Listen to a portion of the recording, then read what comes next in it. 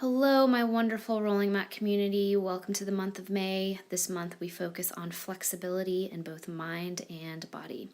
Today we work in a little bit to the hips with downward dog variations. So meeting me in your space, your comfortable space, I'm challenging myself today with a little bit different of a ground, a little bit different of an environment. It's beautiful here. Hope it is where you are as well. Starting with some sun salutation, half inhale, arms up, exhale, forward fold. Half lift on the inhale, sweep the arms up, maybe to the thighs, really get a nice lengthening through the spine. Bend into the knees, root down through the feet, bring hands to heart center, really feel the energy as you roll up through the body. Inhale, bringing the arms up overhead, release the palms, Urdhva Hastasana, really shine the heart forward, and then exhale, float down from the hips. Inhale for your half lift. Exhale as you fold, bring the hands, thumbs into the heart space, root through the feet, and really rise up. Feel the earth here, feel the energy, arms up overhead. Lengthen through your Urdhva Hastasana arms. Exhale as you forward fold. Inhale for your half lift. Exhale as you fold. Bring the hands to heart center, root to rise all the way up. Really create space, really create length. Part the hands, lengthen through that low spine. Inhale and exhale, float back down. Half lift. Now we'll plant the hands and go ahead, step it back into a plank pose. Yogi's choice if you'd like to. Hold here or roll through a vinyasa of choice. Modified, or maybe you take it into chaturanga. Upward dog, really shine the heart forward. Feel the spine lengthen. Exhale, curl the toes. Downward facing dog.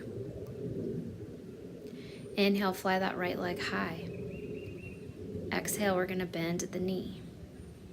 Bending at the knee and opening the hip. So we're stacking hips. We do this pose a lot, but we don't really stay too long in this posture. So make sure that you're balanced in the shoulders.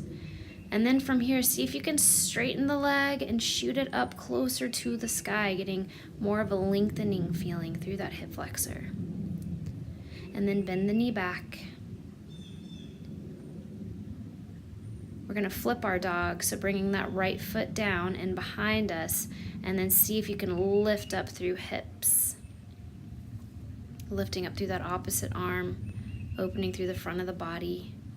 This is a little bit different, a little bit of a challenge. Exhale, bendy in the knees, plant the hands, bring it back up to your three-legged dog with that right leg high. And then exhale, just go ahead, sweep that foot through.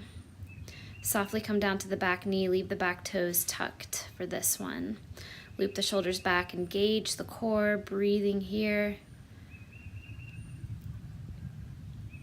And then float your hands to the top of the thigh, feeling a really nice hip flexor stretch in the opposite leg now. So that left leg is getting a nice stretch. And then inhale, celebration arms. Arms come up overhead.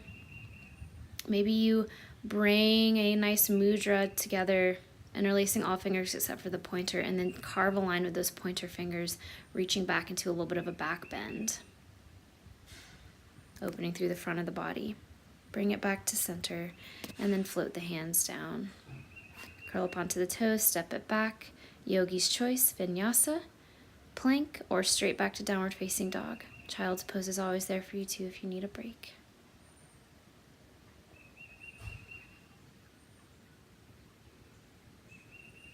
And this time we're going to inhale, the left leg flies high, flex those toes, down towards the floor.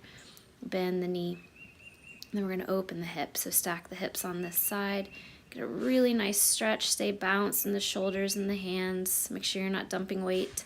And then extend that leg nice and long, pointing it up towards the sky. See if you could touch the sky with the heel. And then bring that knee back down towards the glute. We're going to flip our dog on this side, so bringing that left leg in behind us. Almost kind of like a reverse one-arm tabletop here in a sense, lifting up through those hips, getting a nice front of the body opener. Deep breath in. And exhale as you bring it back around to your three-legged dog very slowly. Tone the belly, exhale. Shift that foot all the way up in between hands. Stay up with the back toes curled. Loop the shoulders back. Engage the core.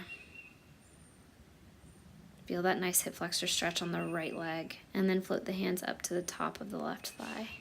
See if you can sink a little deeper, shifting hips forward. And then inhale, lifting the arms up overhead, creating some awareness in the front of the body. If you'd like to, interlace those fingers again and draw a nice little back bend here. Shifting hips forward will help you get a little bit more into that hip flexor. And as you exhale, frame that front foot, curl up to the back toes, lift the back knee, step it back, find that plank pose. Your choice, roll through vinyasa or not. Listen to your body, fuel it with what it needs, not what you think it needs. Curl the toes, shift it back, downward facing dog.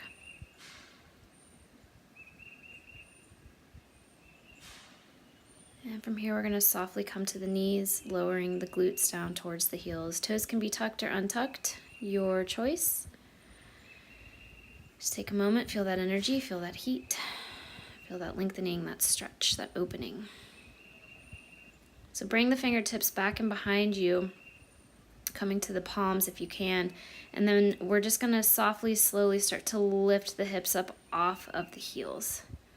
Nice front body stretch. So it's kind of like a camel pose in a way, but not as intense of a back bend. We're getting more of a lengthening and stretch through those hip flexors again. Shining the heart forward, breathing into it. And then softly, slowly sit back down on those heels. Bring your hands to the tops of the thighs. And just notice the body. This is a great little practice to do a couple of times if you're feeling kind of stuck in the hip area. Softly float hands to heart center.